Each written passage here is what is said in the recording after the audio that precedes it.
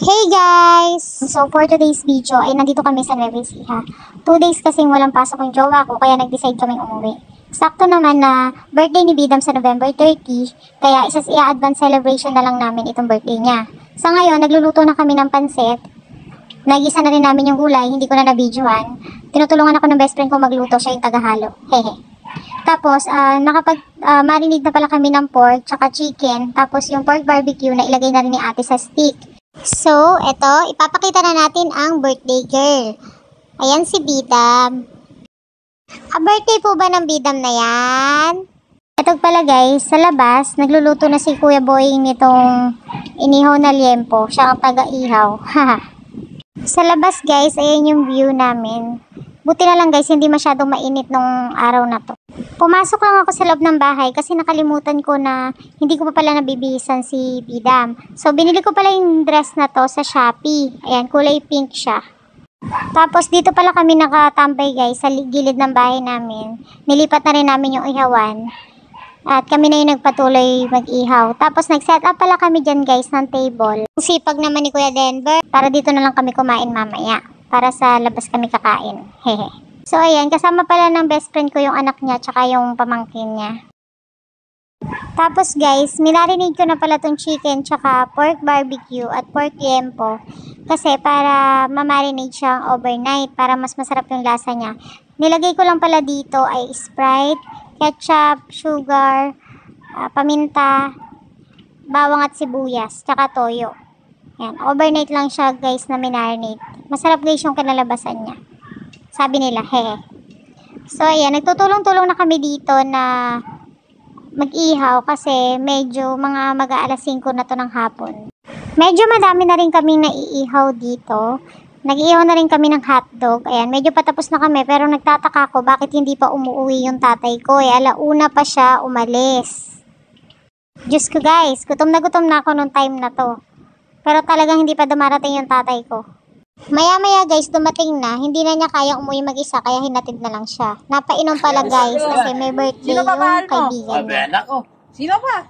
Di Bambi. Nako! Di ako kayong pabayaan. Mahal ko na ako. Hindi tayo pati ngayon. Ha? Uminom ka na naman. Alam mo bang 2 oras na ako naghihintay? Aba hindi ba? Mahal ka na ako. Diyos ko guys, uminom lang kung ano-ano pa yung mga sinasabi at nagdrama pa sa akin, haha. At ito naman ako, umiyak naman at nagkaroon pa ng drama-rama sa birthday ni Bidam. Ang ending guys, hindi siya nakasama dito sa celebration ni Bidam kasi hilong-hilo na. Ang ginawa ko, pinahatid ko sa kapatid ko tsaka sa pamangking ko, sinabi kong ihatid na dun sa kwarto at nang makatulog na. Hirap na hirap pa guys, tingnan nyo naman ang lakad. Niloloko ko siya dyan na nakainom na naman siya ng panis. Alam nyo kasi guys, yung tatay ko hindi siya malakas uminom ng alak. Hehe. Niloloko ko siya na magtatampo sa kanya yung apo niyang si Bidam. So ito guys, pinagpatuloy na lang namin itong pag-iihaw kasi talagang paggabi na guys, di pa rin kami tapos. So buti na lang dumating yung bayaw ko, yung asawa ng bunso kong kapatid kasi nag-cancel yung biyahe nila. At least may katulong yung jowa ko sa pag-iihaw. Inip na ang birthday girl. Sabi niya, Mami, hindi pa ba tayo kakain? Haha. At eto guys, bagong gising pala si Brea, ayan na kasi mangot pa. Diyos ko guys, inabot na kami ng gabi, ayan at medyo padilim na. Sa wakas, tapos na kami magluto. At ito na, kakantahan na natin ang my birthday. Happy 10th birthday, Bidam! Happy birthday to you!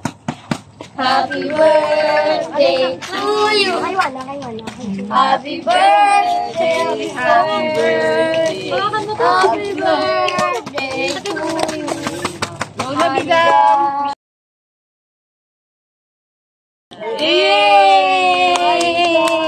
Pagkatapos namin kantahan si Bidam, nag-start na rin kaming kumain guys kasi mag-aalas 6 na rin to.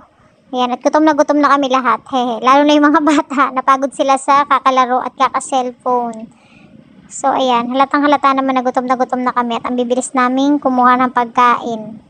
Ang saya lang guys na paminsan-minsan, ayan, gawin nyo tong banding sa family nyo, yung dito kayo magluluto, outdoor, tapos kakain kayo sabay-sabay.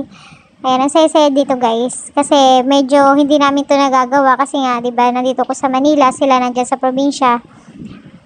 So, ayan. Yan pala yung nanay ko, kumakain na siya sa gilid, di nyo makita. Andyan din si Diche.